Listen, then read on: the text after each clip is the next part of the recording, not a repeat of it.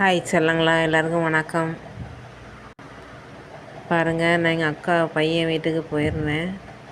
அங்கே பார்த்தீங்கன்னா தொட்டியில் இந்த அணில் பிள்ளை தண்ணி தொட்டியில் விழுந்து கிடந்துருந்தாங்க.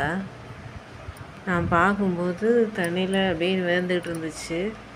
தூக்கி வெளியில் எடுத்து போடவும் கை கால்லாம் நீட்டி கிடந்தது. அவங்களுக்கு வாய் மட்டும்தான் திறந்துக்கிட்டு இருந்துச்சு.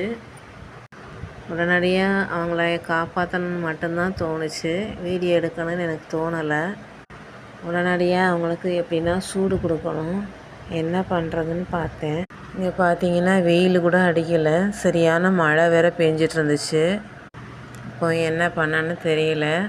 உடனே தோசைக்கல்ல காய வச்சு அதில் ஒரு வேஸ்ட்டு துணி வச்சு ஒத்தி இதுக்கு சூடு கொடுக்க ஆரம்பித்தேன். கொஞ்சம் கொஞ்சமாக சூடு கொடுத்த உடனே மூச்சு விட ஆரம்பிச்சிட்டாங்க. இப்போ பாருங்கள், நல்லா தவள ஆரம்பிச்சிட்டாங்க.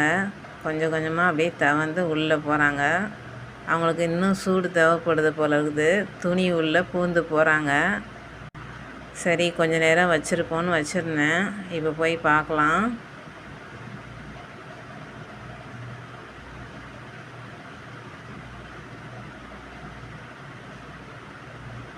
பாருங்கள், அதோ ஐயோ ரெடி ஆகிட்டாங்க வெளியில் போகிறதுக்கு.